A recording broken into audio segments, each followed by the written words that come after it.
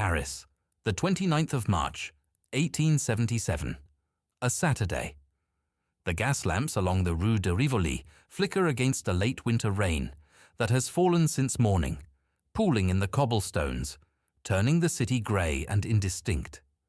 In a hotel room overlooking the Tuileries Gardens, a man lies still beneath heavy linens. His breathing has grown shallow. His eyes, which once scanned the wharves of Nantucket for returning ships, now see only the ornate ceiling of a room far from home. Roland Hussey Macy is 54 years old. He has come to Europe on business, they will say afterward, though some accounts suggest he sought treatment for an illness that had weakened him through the winter months. The precise nature of that illness remains unclear. What is certain is that he will not return to New York. He will not see the store he built transformed into something he could scarcely have imagined. He will not witness the empire. His wife Louisa is beside him. She has been at his side for 33 years, since the days when failure seemed his only inheritance. She watched him fail 4 times before success arrived, watched him mortgage everything on a notion that a dry goods store on 14th Street could compete with the established merchants of Lower Manhattan. Now she watches him die in a foreign city, 3,000 miles from the red star that had become his signature. That star. A small tattoo on his hand, acquired during his years as a whaler in his youth, when he sailed aboard the Emily Morgan and learned what it meant to chase something vast and elusive across open water. He had turned that mark into a symbol, placed it in red above his shop door. It was a gesture of ownership, of identity. The star meant Macy. Macy meant the star. But identity is a fragile thing. It belongs to the living. At the hour of his death, his store on 14th Street employs several hundred workers and occupies a growing cluster of buildings near 6th Avenue. It is successful, respected, known for fair prices and honest dealing. It is also, by the standards of what will come, modest. The floor space measures in the tens of thousands of square feet. The merchandise fills rooms, not city blocks. 25 years after this night in Paris, a new building will rise at Herald Square, at the intersection of Broadway and 34th Street. It will be the largest store in the world. It will cover an entire city block. It will contain more than 1 million square feet of selling space. Millions of customers will pass through its doors each year. The red star will glow above them all, illuminating a temple of commerce that would have been inconceivable to the man who first drew that symbol from his own skin. But the name on the building will not belong to his family. The decisions will not be made by his heirs. The fortune will flow to others, to partners and investors, and eventually to strangers who never knew the wharves of Nantucket or the sting of repeated failure. The man will become a myth, then a logo, then nothing at all. This is the nature of certain kinds of legacy. They grow so large that they consume the very people who created them. In the hotel room, the rain continues against the windows. Louisa Macy sits in silence. The doctors have done what they can, which is to say they have done very little. Medicine in this era offers comfort more than cure. She knows that word must be sent to New York, to their son, and to the partners who helped build the business. She knows that arrangements must be made to bring his body home across the Atlantic. What she cannot know is that his death marks the beginning of a transformation that will erase nearly everything personal about the enterprise he built. The store will survive. It will thrive. It will become synonymous with American retail, with Christmas windows and Thanksgiving parades, and the aspirations of the middle class. But the man will vanish into the institution, his story compressed into a single paragraph, his image reduced to a name on a building he never entered. The night passes slowly in Paris. Somewhere in New York, the store on 14th Street is closed for the evening, its windows dark, its merchandise waiting for the morning. The employees who will open its doors at dawn do not yet know that their founder is gone. They will learn soon enough, and then they will return to work, because commerce does not pause for grief. Roland Hussey Macy is buried in Woodlawn Cemetery in the Bronx. His grave is marked but not elaborate. The inscription offers dates and little else. There is no mention of the store, no reference to the empire that would bear his name for generations. The stone tells us nothing of the journey, nothing of the failures or the persistence, nothing of the star on his hand, or the vision that drove him forward after each collapse. To understand what Macy's became, one must first understand what it was. And to understand what it was, one must return to the beginning, to an island off the coast of Massachusetts, where a boy grew up watching ships disappear over the horizon.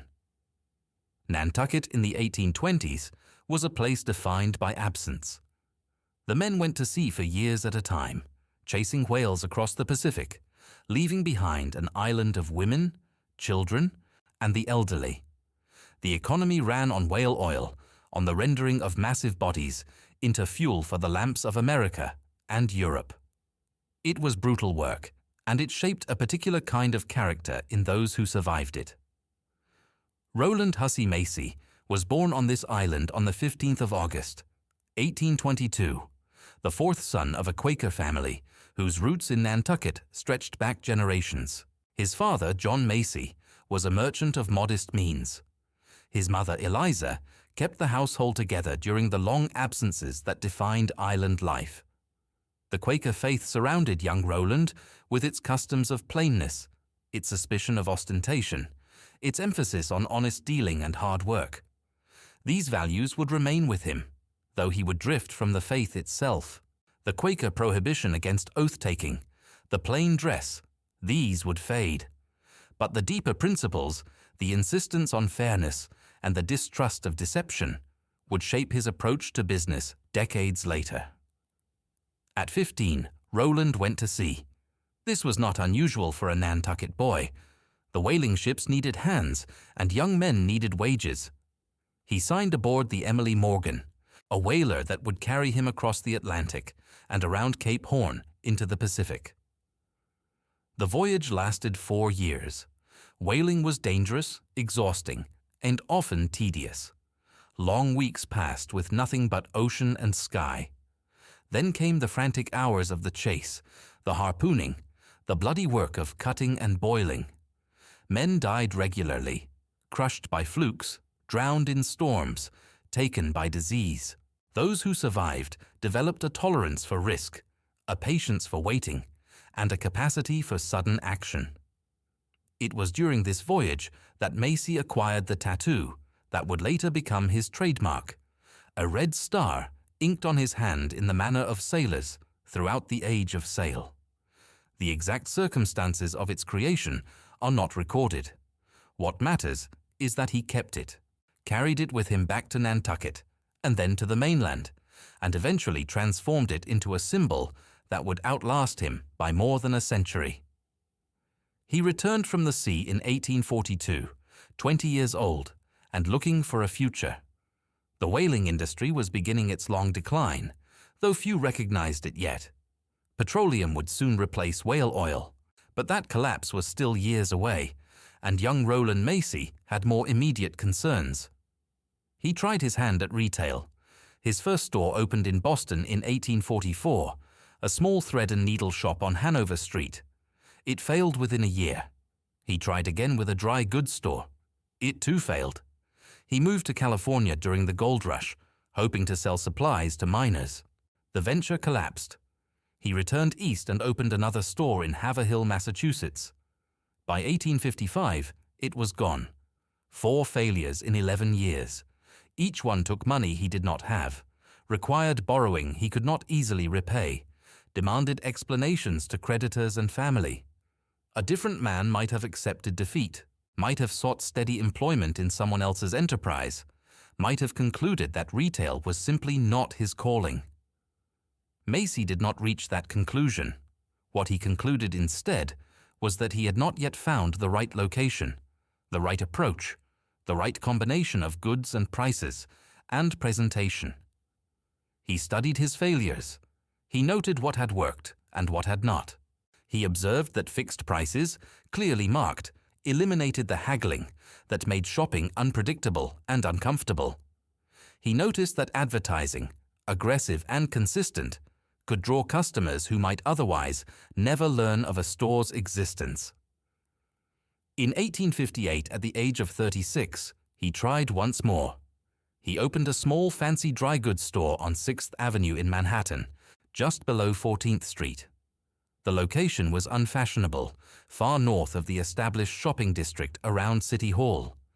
The rent was cheap precisely because the neighborhood was considered unsuitable for quality retail. The store opened on October 27th. First-day sales totaled $11.06. It was not an auspicious beginning, but something was different this time.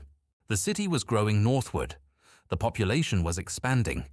The middle class was emerging as a distinct consumer force, seeking goods that were neither the cheapest nor the most expensive. Macy positioned himself to serve this market. He advertised relentlessly. He kept his prices fixed and fair. Slowly, the store grew. By the end of the first year, Macy had expanded into additional merchandise lines. By 1870, the original storefront had absorbed the buildings around it, spreading along 6th Avenue and down 14th Street. The staff numbered in the hundreds. The red star hung above the door. He had finally succeeded. But success, as he would discover, creates its own complications. Success in retail is not merely a matter of selling goods. It is a matter of systems, of relationships, of knowing when to delegate and when to control. Roland Macy understood this, though the understanding came slowly, through trial and observation, rather than formal education. By the late 1860s, his store had outgrown its original premises several times over. Each expansion required capital, and capital required either debt or partnership. Macy had experienced enough failure to be wary of excessive borrowing. He chose partnership instead, though he chose his partners carefully. The first significant outside involvement came in 1860, when Macy brought in relatives to help manage the growing operation. His nephew, Robert Macy Valentine, joined the firm, followed by others from the extended family network that connected Nantucket to the mainland business world. This was common practice in the era. Family ties provided a foundation of trust that contracts alone could not guarantee. But family, as Macy would learn, was not always sufficient. Talent did not follow bloodlines. Ambition did not respect kinship. The relatives who joined him were capable enough, but the store's growth demanded more than capability. It demanded vision, and vision was not evenly distributed. In 1874, 3 years before his death, Macy made a decision that would shape the company's future for generations. He entered into an arrangement with Lazarus Strauss, a German Jewish immigrant who had built a successful crockery and glassware business. Strauss and his sons, Isidore, Nathan, and Oscar, would operate a china and glassware department within Macy's store, essentially a business within a business. The arrangement was pragmatic. Macy lacked expertise in these goods. The Strauss family possessed it. By leasing them space and taking a percentage of their sales, Macy could expand his offerings without expanding his own knowledge or risk. It was a model that would later become common in department stores, the leased department, but in 1874 it was still relatively novel. What Macy could not have foreseen was how this arrangement would evolve after his death. The Strauss family was patient, industrious, and deeply committed to long-term thinking. They would wait. They would prove themselves indispensable. And eventually, they would own everything. But that transformation lay in the future. In the years of Macy's active management, the store became known for innovations that distinguished it from competitors. Fixed prices, clearly marked, eliminated the bargaining that made shopping unpredictable. A money-back guarantee reduced the risk of purchase. Aggressive advertising in newspapers drew customers from across the city. Macy also pioneered what would later be called the department store model, though the term itself came later. Rather than specializing in a single category of goods, he continually expanded into new lines. Dry goods led to clothing, clothing to housewares, housewares to furniture. By the early 1870s, a customer could furnish an entire household from Macy's shelves. The store's location, once considered a liability, became an asset as the city grew northward. 14th Street transformed from a quiet residential area into a commercial corridor. The Ladies' Mile emerged, a stretch of Broadway and 6th Avenue lined with elegant shops catering to the city's growing middle and upper middle classes. Macy's anchored the northern end of this district. Yet even as the business thrived, Macy's personal life bore marks of sorrow. His son, Roland Jr., showed little interest in the store. His health, never robust, declined through the 1870s. The trip to Europe in 1877 was undertaken partly for business, partly in hope that the journey might restore his strength. It did not. The private man remains difficult to see clearly through the historical record. He left few personal letters that have survived. His voice comes to us primarily through advertisements and business correspondence, documents that reveal strategy but not sentiment. We know he was a Quaker who drifted from the faith. We know he married Louisa Houghton in 1844 and remained with her until his death. We know he experienced repeated failure and responded with persistence. What we do not know is how he understood his own story. Did he see himself as a success who had overcome adversity, or as a man still waiting for the vindication that would prove his years of struggle worthwhile? Did he recognize that the store bearing his name had grown beyond his capacity to control, that partners and employees now shaped its direction as much as he did? The answers died with him in Paris. What remained was the institution, and the institution had its own logic, its own momentum, its own appetite for growth that no single individual could contain. The telegram from Paris reached New York within hours. Roland Hussey Macy was dead. The store opened the following morning as usual. In the immediate aftermath, control passed to family members and partners who had been running daily operations for years. Charles Webster, who had married Macy's niece, assumed a leading role. The Macy relatives who held ownership stakes continued to draw their dividends. The red star continued to shine above 14th Street, but the center had shifted. Without the founder's presence, the delicate balance between family ownership and outside talent began to tilt. The Strauss family, still operating their crockery department within the store, watched and waited. They understood something that the Macy heirs perhaps did not fully grasp, that in retail, momentum is everything, and momentum requires constant reinvestment, constant expansion, constant attention. Isidor Strauss was 42 years old when Macy died. He had immigrated from Bavaria as a child, had grown up in Georgia, had survived the Civil War, and had built a successful importing business before partnering with Macy's. He possessed the immigrant's hunger, the survivor's patience, and the merchant's instinct for opportunity. His brother Nathan shared these qualities. The years following Macy's death saw the Strauss family steadily increase their stake in the enterprise. In 1888, 11 years after the founder's death, Isidor and Nathan Strauss became full partners in R.H. Macy and Company. The Macy family retained ownership, but operational control increasingly resided with the Strausses. This transition was not hostile. It was gradual, almost organic, the natural result of one family's declining interest meeting another's rising capability. The Macy heirs were comfortable. They had inherited wealth and saw no reason to risk it through aggressive expansion. The Strauss brothers recognized that standing still in retail meant falling behind. By 1896, the transformation was complete. Isidor and Nathan Strauss acquired sole ownership of R.H. Macy and Company. The store that Roland Macy had built now belonged entirely to a family he had known only as tenants, operating a department within his walls. His name remained on the building, his star remained above the door, but the institution had passed to others. The Strauss family proved worthy stewards, at least by measures that matter in commerce. They expanded the store's offerings. improved its operations, and prepared it for a move that would define its identity for the next century. The 14th Street location, once cutting edge, had become constrained. The city had continued its northward march. The fashionable shopping district had migrated to the area around Herald Square, where Broadway crossed 34th Street. In 1902, the new Macy's opened at Herald Square.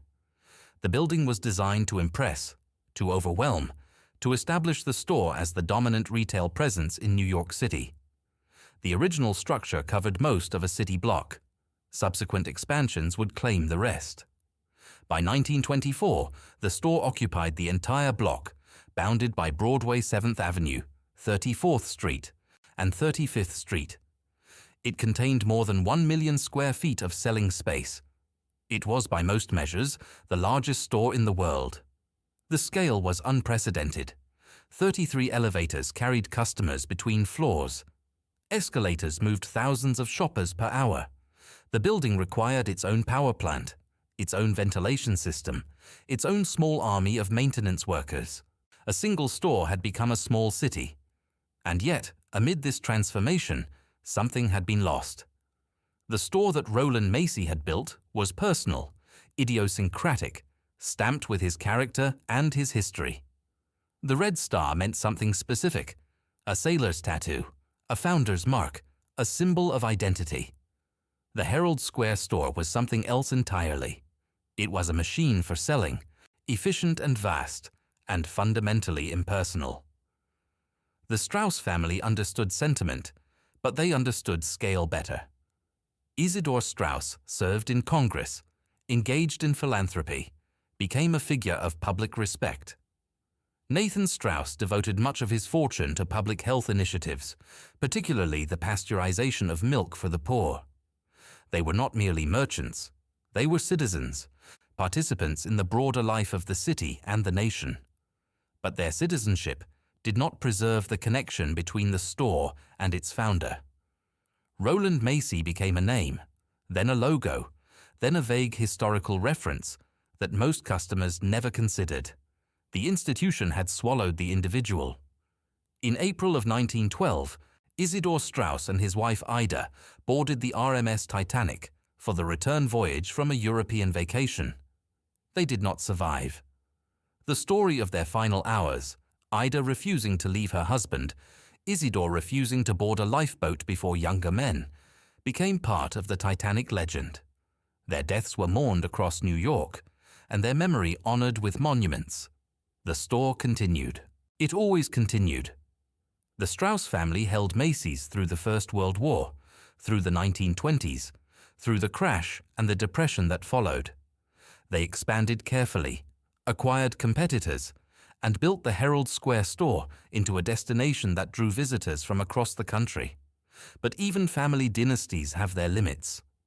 In 1924, the store introduced an event that would become inseparable from its identity. On Thanksgiving morning, employees dressed in costume marched down Broadway from Harlem to Herald Square, accompanied by floats, bands, and animals borrowed from the Central Park Zoo. The parade was a spectacle, a celebration, and above all an advertisement. It announced the beginning of the Christmas shopping season and positioned Macy's at the center of American consumer culture. The parade grew larger each year. By 1927, the zoo animals had been replaced by giant helium balloons, floating above the crowds like dreams made tangible. Felix the cat drifted over Broadway. A 60-foot dinosaur swayed in the November wind. The imagery was fantastical, deliberately removed from the mundane realities of commerce. Children who watched the parade would remember it for decades, and when they became adults with purchasing power of their own, they would remember where those memories began. This was the genius of the Herald Square operation, the transformation of shopping into experience, of commerce into culture. The Christmas windows became famous, elaborate displays that drew crowds who had no intention of buying anything, but who stood in the cold nonetheless, pressed against the glass, watching mechanical figures enact seasonal tableaux. The store became a pilgrimage site, a secular cathedral dedicated to the possibilities of acquisition. The Strauss family understood spectacle, but they also understood limits. Jesse Isidore Strauss, son of Isidore and grandson of Lazarus, led the company through the Depression years with a combination of cost-cutting and cautious expansion. He served as ambassador to France under Franklin Roosevelt, dividing his attention between diplomacy and retail. When he died in 1936, the company passed to his brothers and eventually to a new generation that would face different challenges. By the middle of the 20th century, the retail landscape was shifting. Suburban shopping centers drew customers away from urban department stores. Automobile culture reshaped purchasing patterns. The great downtown emporiums, once unchallenged, found themselves competing with newer, more convenient formats. Macy's responded by expanding beyond New York, acquiring stores in other cities, building a national presence that the founder could never have imagined. In 1986, the company underwent a leveraged buyout, taking on massive debt to go private. The financial engineering of the 1980s transformed many American corporations, loading them with obligations that would take decades to resolve. Macy's was no exception. The debt burden constrained investment, limited flexibility, and set the stage for difficulties that would emerge in the following decade. The Strauss family by this point had largely withdrawn from active management. Their stake had been diluted through decades of expansion and financial restructuring.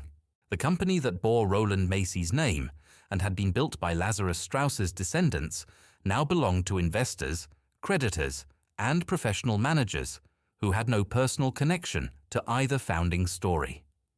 This is the trajectory of many American enterprises. Founders give way to families. Families give way to corporations.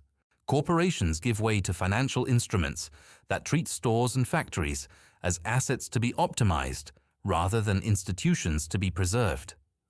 The names remain: Macy's, the Red Star, the Thanksgiving Parade, but the substance beneath them transforms beyond recognition. Herald Square itself changed. The neighborhood that had been fashionable in 1902 became less so as the century progressed. 34th Street grew crowded, commercial, ordinary. The store remained, but its context shifted. It was no longer the anchor of an elegant shopping district. It was a survivor, a remnant of an earlier era, persisting through adaptation and sheer institutional momentum. The building itself became a landmark, designated as such in 1978. The original wooden escalators, installed early in the century, continued to carry customers between floors, their mechanisms worn smooth by millions of footsteps.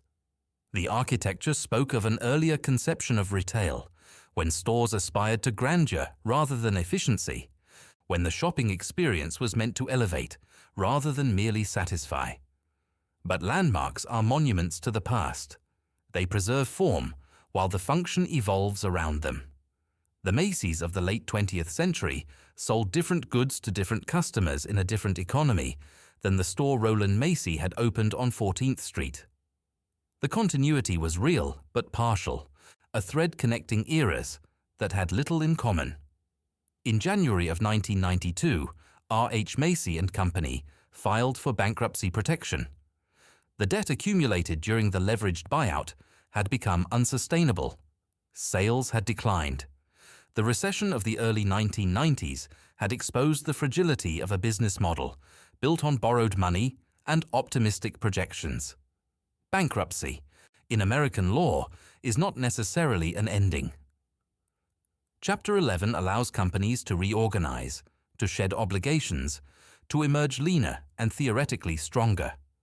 Macy's entered this process carrying the weight of more than a century of history and the expectations of thousands of employees, creditors, and customers who depended on its survival.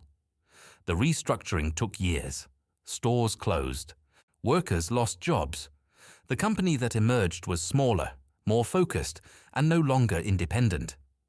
In 1994, Macy's merged with Federated Department Stores, a conglomerate that owned Bloomingdale's, Abraham and Straus, and other regional chains.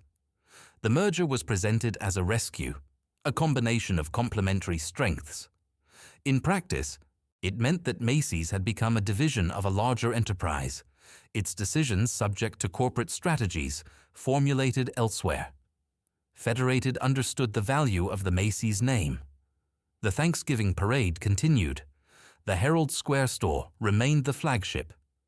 The Red Star still glowed above 34th Street, but the company behind that star was now one piece of a portfolio, managed according to principles that prioritized shareholder returns over institutional continuity.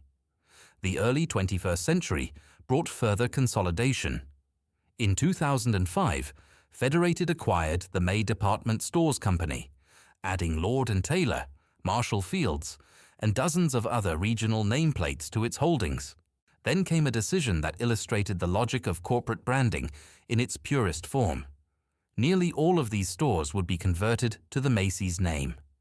Marshall Fields in Chicago, an institution with its own history, stretching back to the 1860s, became Macy's.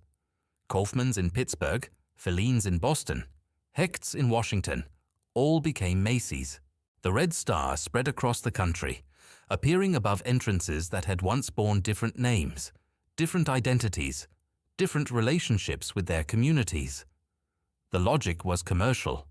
A single national brand could be advertised more efficiently than a collection of regional ones.